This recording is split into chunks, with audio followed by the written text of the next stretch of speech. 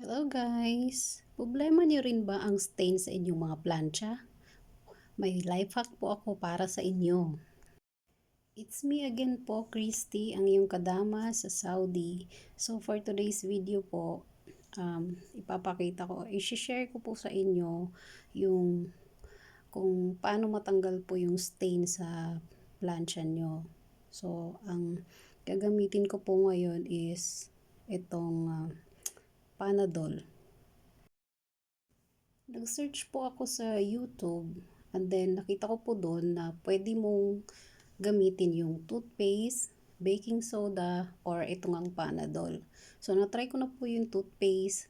Hindi po siya nag-work. Kaya, itatry ko po din ngayon yung Panadol nga. So, titingnan po natin kung talagang makakatanggal ba ito ng stain ng ating mga plancha. So, ayan, pinainit ko po muna yung plancha and then i-rub po natin yung Panadol doon sa part na may mancha. Mag-iingat nga lang po tayo, baka tayo po mapaso, mahirap na. So ito pong procedure na to, nakita ko lang po sa YouTube.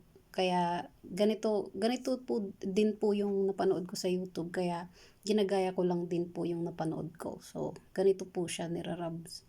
Tapos pinainit po muna yung plancha and then saka irarab yung gamot, yung Panadol. So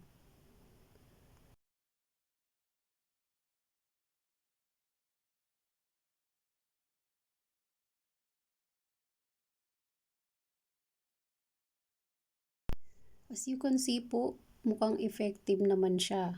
Although hindi nga lang po siya natanggal lahat ng mancha, gawa ng isa lang po yung nadala kong Panadol. Pero effective talaga siya.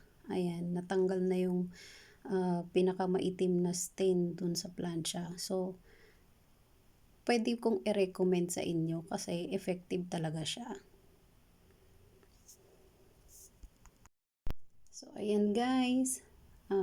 Salamat po sa panonood. Sana po ay nakatulong po ang life hack na to pa sa inyo. See you in the next video. Maraming salamat and God bless po sa ating lahat. Bye!